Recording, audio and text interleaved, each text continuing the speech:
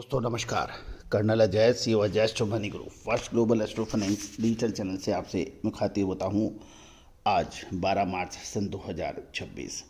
दोस्तों आज के इस एपिसोड में हम चर्चा करेंगे स्टील बाज़ार में ग्लोबल स्तर पर क्या हलचल चल रही है। खबर ये निकल के आ रही है कि युद्ध के चलते और ऊर्जा संकट को देखते हुए ग्लोबल विश्व के बाज़ार में चाहे अमेरिका हो या एशिया, लगभग सभी कंपनियों ने स्टील के दामों में भारी बढ़ोतरी की है। इसका पूर्व अनुमान विश्लेषण हमने आपको 10 दिन पहले ही दिया था। जानिए रिपोर्ट विस्तार से।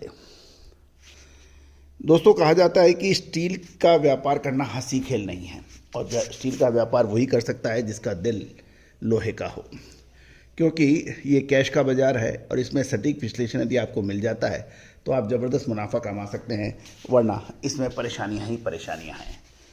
जबकि इंफ्रास्ट्रक्चर के लिए स्टील के बगैर आपका काम चल नहीं सकता, लेकिन उसके बावजूद भी स्टील के बड़े व्यापारी अक्सर परेशानियों में घिरे रहते हैं।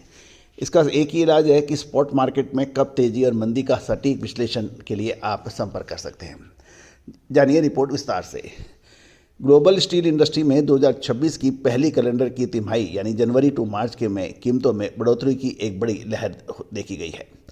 प्रमुख बाजारों में स्टील निर्माता कच्चे माल यानी रॉ मटेरियल की बढ़ती लागत और ऊर्जा यानी एनर्जी की कीमतों में उछाल से और सप्लाई में रॉ मटेरियल में की सप्लाई की कमी की भरपाई के लिए बेस प्राइस को आक्रामक रूप से बढ़ा रहे हैं। विभिन्न क्षेत्रों की प्रमुख ग्लोबल स्टील कंपनियों में हो रही बढ़ोतरी का कैसे हाल है, इसके ऊपर हम आपको विस्तृत रिपोर्ट आपके लिए लेके आए हैं। दोस्तों उत्तरी अमेरिका यानी नॉर्थ अमेरिका का न्यूकॉर अमेरिका मार्केट की लीडर कंपनी एक के बाद एक कई बार कीमतें बढ़ा चुकी हैं। साल की शुरुआत में $960 प्रति शॉर्ट टन के आसपास रहने के बाद न्यूकॉर कंपनी ने मार्च 2026 में शुरुआत तक अपने हॉट रोल्ड कॉयल HRC की बेस प्राइस बढ़ाकर $1010 कर दिया है। इसके California steel industry joint venture के लिए $1055 तक के भाव पहुंच गए हैं और इस $100 की तिमाही में तेजी का मुख्य कारण प्राइम स्क्रैप की बढ़ती लागत और दूसरी तिमाही यानी क्वार्टर 2 में मजबूत निर्माण और मैन्युफैक्चरिंग सीजन से पहले सप्लाई का एक अनुशासित मैनेजमेंट माना जा रहा है। एशिया की बात करें तो हम चर्चा करेंगे भारत और जापान की। भारत की दिग्गज कंपनियां जैसे Tata steel, JSW steel, Jindal steel भारतीय बाज़ारों में ग्लोबल स्तर पर सबसे मजबूत बाज़ारों में से एक माना जाता है। मजबूत इंफ्रास्ट्रक्चर डिमांड, सरकार द्वारा सस्ते आयात इंपोर्ट पर हाल में लगाए गए 3 साल के सेफगार्ड ड्यूटी के कारण भारतीय स्टील निर्माताओं की प्राइसिंग पावर काफ़ी बढ़ गई है। प्राइमरी मिल्स ने हाल में ही मार्च की शुरुआत में स्ट्रक्चरल स्टील की कीमतों में 500 से 1500 रुपये प्रति टन की बढ़ोतरी की है। उसका नतीजा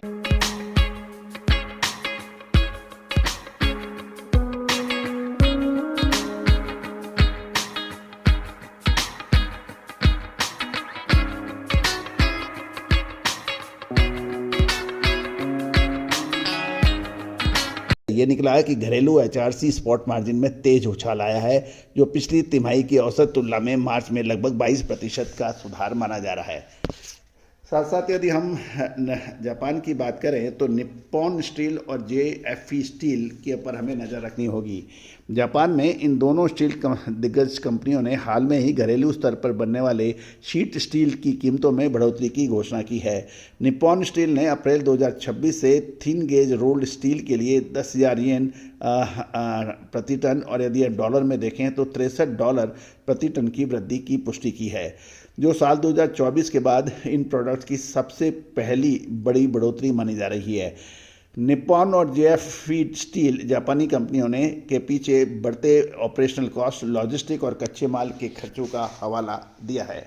अब यूरोप की बात करें तो यूरोप में स्टील की कीमतों में सीमित और मध्यम वृद्धि देखी जा रही है। हाल में ही इसमें 5 से 20 यूरो प्रति टन की वृद्धि हुई है, जिसमें पश्चिमी यूरोपियन HRC में 670 यूरो से 700 यूरो प्रति टन के स्तर के ऊपर है, और जबकि यूरोपियन स्टील निर्माताओं को लागत बढ़ने के भारी दबाव का सामना करना पड़ रहा है। विशेष रूप से मिडिल ईस्ट यूरोप के संघर्ष के कारण प्राकृतिक गैस और बिजली की बढ़ती कीमतें, लेकिन मसाले, खुशबू और प्योर झांझ, टेस्ट से भर दे हर जुबां पे स्वाद। एवरीडे मसाले, देश का स्वाद। कमजोर डाउनस्ट्रीम डिमांड और खरीदारों के वेट एंड वॉच करने के नजरिए के कारण यूरोप के अंदर आक्रामक मूल्य वृद्धि नहीं हो पा रही है। चर्चा कर लेते हैं इस ग्लोबल स्टील में जो आग लगी है, इसके पीछे कारण क्या है। इसका प्रमुख कारण बताया जा रहा है कि कच्चा माल और एनर्जी की आसमान छूती कीमतें, कोकिंग कोल और प्राइम स्क्रैप की कीमतें लगातार ऊंचे स्तर पर बनी हुई है और इसके साथ ही जियोपॉलिटिकल टेंशन की वजह से एलएनजी, जिससे लिक्विड नेचुरल गैस की सप्लाई बाधित हुई है। भारत में तो एलएनजी की कमी के चलते सेकेंडरी मिलों को अपना उत्पादन 50% तक घटाना पड़ा है, जिससे बाज़ारों में सप्लाई और कम हो गई है। और भारत में तो कुछ प्रमुख होटल्स में भी बड़ी परेशानियां हो रही है और काफ़ी होटल्स बंद के कारगार पे आ गए हैं। ट्रेड प्रोटेक्शनिज्म की बात करें तो भारत और अमेरिका जैसे देश अपने घरेलू बाज़ारों को चीन जैसे देशों के सस्ते और डंप किए स्टील से बचाने के लिए कड़े कदम उठा रहे हैं। इन ट्रेड बैरियर्स ने स्थानीय कंपनी को बिना किसी विदेशी कंपटीशन के डर से अपनी कीमतें बढ़ाने की एक अद्भुत ताकत दी है।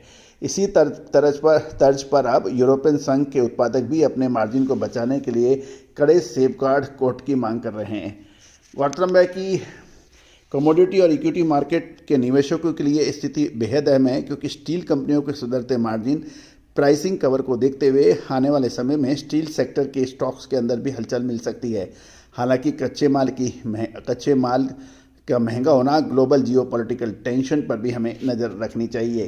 तो दोस्तों, ये था स्टील सेक्टर पर एक अपडेट। और यदि आप स्टील के निर्माता हैं तो स्टील्स की प्राइसिंग, और यदि स्टॉक मार्केट पे आप स्टील कंपनियों पे कुछ अपडेट चाहते हैं तो आप संपर्क कर सकते हैं, नंबर स्क्रीन पे दिए हुए हैं। All the very best, good luck, happy trading. शुद्धता ऐसी जो हर घर की पसंद बने। सुधा महेश ठक्कर, हल्दी के विश्वसनीय निर्यातक। आज ही संपर्क करें।